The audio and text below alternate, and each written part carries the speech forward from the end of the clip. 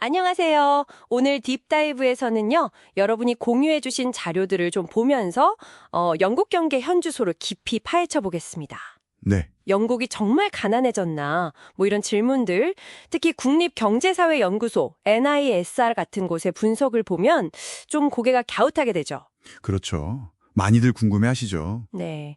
그래서 저희 미션은 지난 한 15년간의 경제 흐름, 또 생활비 압박 문제, 그리고 다른 나라들이랑 비교해서 이 복잡한 상황을 좀 명확하게 이해해 보는 겁니다. 네, 특히 영국에서 가장 어려운 지역이 뭐 슬로베니아 같은 나라보다 못하다. 이런 분석까지 나왔는데 이게 과연 어떤 의미인지 함께 살펴보시죠. 네, 한번 보시죠. 일단 가장 먼저 눈에 띄는 건요.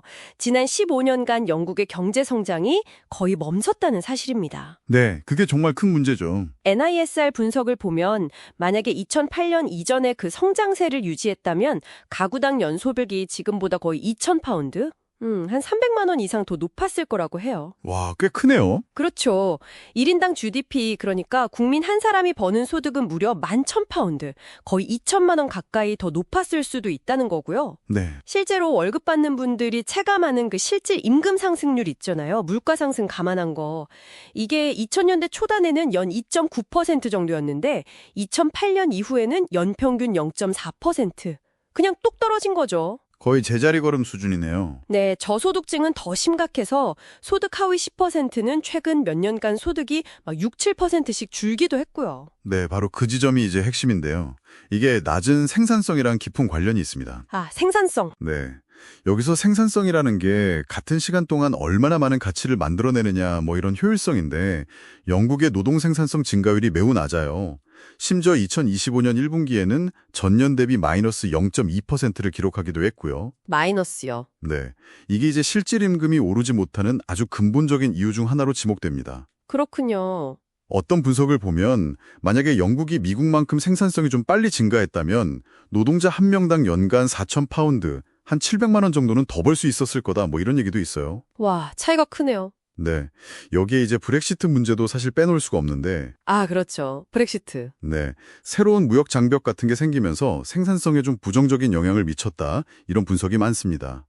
NISR이나 OBR, 그러니까 영국 예산 책임처 같은 기관에서는 브렉시트가 장기적으로 영국 GDP를 한 4%에서 4.5% 정도 감소시킬 수 있다 이렇게 보고 있거든요. 아, 그러니까 생산성은 낮아서 임금은 제자리인데 물가는 계속 오르니까 정말 이중고를 겪는 셈이군요. 실제로 생활비 부담 이거 엄청나다는 이야기 많잖아요. 맞습니다.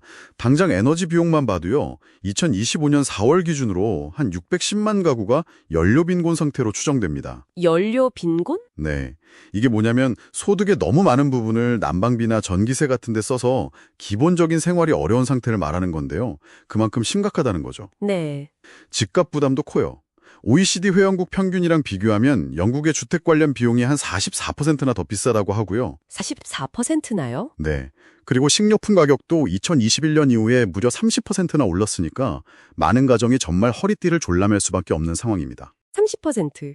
와. 실제로 성인의 한 72%가 생활비 상승을 직접적으로 느끼고 있다. 이렇게 답했을 정도예요. 2024년 4월 기준.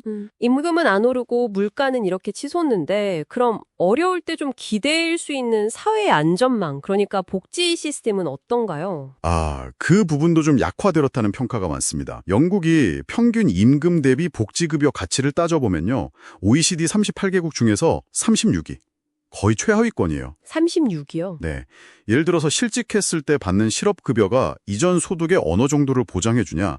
이걸 보면 평균 소득자 기준으로 13%에 불과해요. 13%? OECD 평균이 55%인 걸 생각하면 정말 낮은 수준이죠. 네. 그래서 NISR이나 조지 브라운트리 재단 같은 연구 기관들은 복지급여만으로는 이 필수적인 생활비를 감당하기 어렵다. 이런 지적을 꾸준히 해왔습니다. 그렇군요. 네. NISR은 현재 영국 상용을 두고 높은 임금을 주는 나라도 아니고 그렇다고 복지가 좋은 나라도 아닌 좀 어중간한 상태다. 이렇게 꼬집기도 했죠. 정말 충격적이네요. 그럼 아까 잠깐 나왔던 그 슬로베니아와의 비교, 이거 좀 구체적으로 어떤 내용인가요? 영국이 슬로베니아보다 못하다는 게 이게 사실인가요? 네, 그 NISR 보고서의 결론이 바로 그건데요. 정확히 말하면 영국의 가장 가난한 계층의 생활 수준이 슬로베니아나 몰타의 가장 가난한 계층보다 낮다. 이겁니다. 아, 최빈곤층끼리 비교했을 때군요. 네, 맞아요. 예를 들어서 영국 북동부 같은 좀 어려운 지역의 최저소득 가구가 슬로베니아 최빈곤 지역 가구보다 실질적으로 더 어렵게 산다. 이런 의미죠. 어떻게 그럴 수가 있죠? 이게 가능한 이유가 지난 15년간 영국 소득 성장은 거의 멈췄잖아요. 그 사이에 과거 영국보다 소득 수준이 낮았던 동유럽 국가들을 포함해서 다른 유럽 국가들은 상대적으로 더 빠르게 성장을 한 거죠. 아, 다른 나라들은 올라갔군요. 그렇죠. 프랑스나 독일이랑 비교하면 더 극명한데요. 2007년부터 2018년 사이에 영국 가구 소득은 오히려 줄었는데 프랑스는 34%, 독일은 27%나 증가했어요. 와, 격차가 엄청나네요. 네. 물론 이제 국가 전체의 1인당 GDP, 특히 구매력 기준 PPP로 보면 영국이 아직 슬로베니아보다 높긴 합니다. 네, 전체 평균은요. 하지만 그 격차는 줄었고 더 중요한 건 소득이 어떻게 분배되는지, 그리고 가장 취약한 계층의 실제 삶의 질이 어떤지, 이게 문제라는 거죠. 그러니까 국가 전체의 평균적인 부유함보다는 그 안에서의 어떤 격차, 그리고 가장 어려운 사람들의 상황, 이게 문제라는 거군요. 영국 내에서도 지역 간 격차가 심각하다고 하던데요. 그렇습니다. 영국 내 지역 불균형은 매우 심각한 수준입니다.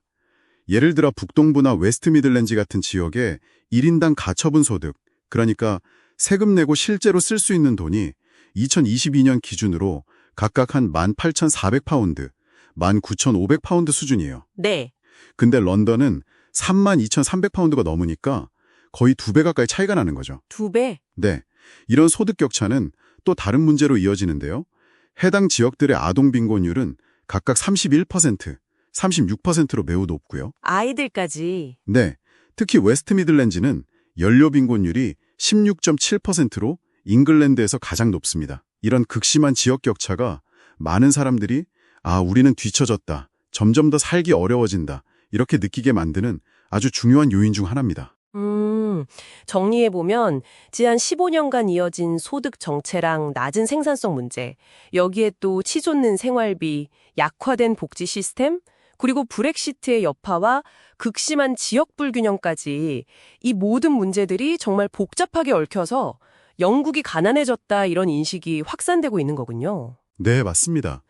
특히 그 NISR이 지적한 대로 영국 최빈곤층의 삶이 슬로베니아 최빈곤층보다 더 어렵다.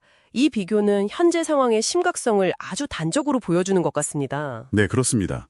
이런 문제들은 정말 단기적인 처방이나 일부 정책 수정만으로는 해결하기 어려운 아주 깊고 구조적인 과제들이라는 점을 명확히 보여주고 있죠.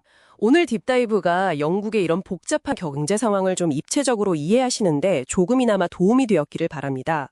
여기서 한 걸음 더 나아가서 이런 질문을 던져보고 싶습니다.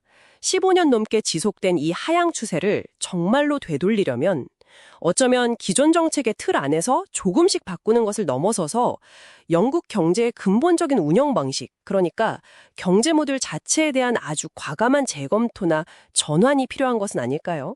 여러분의 생각은 어떠신가요?